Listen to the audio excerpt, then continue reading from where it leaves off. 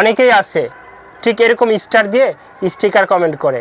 আমি তাদেরকে বলছি যে দেখেন, মানুষ জানে বুঝে সচেতন যে রিয়েল স্টারগুলো মুভমেন্ট করে, কিন্তু আপনার স্টারটা কোনো মুভমেন্ট করছে না, তার মানে এটা হচ্ছে ফেক একটা স্টার। এই জন্য আপনাকে বলছি যে ভাই, নিজের ক্ষতি নিজে ডেকে আনবেন না।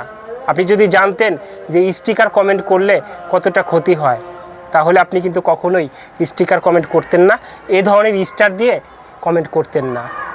দুইটা ক্ষতি, প্রথমটা হচ্ছে আপনার পেজটা কিন্তু আস্তে আস্তে স্লো হয়ে যাবে যখন ফেক কোনো কাজ আপনি কন্টিনিউ করতে থাকবেন। দ্বিতীয়টা হচ্ছে আপনার ঘরে যে এঙ্গেজমেন্ট ঢুকতো এটা কিন্তু ঢুকবে না।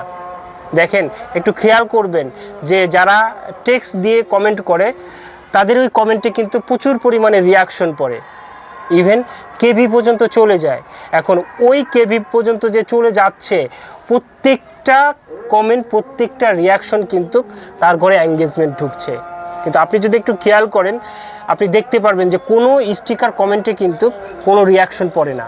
কারণ মানুষ খুব ভালো করে জানে, যারা কন্টেন্ট ক্রিয়েটার, যে স্টিকার কমেন্ট করলে সেই কমেন্টে রিয়াকশন দিলে বা রিপ্লে কমেন্ট করলে আমারও ক্ষতি হবে।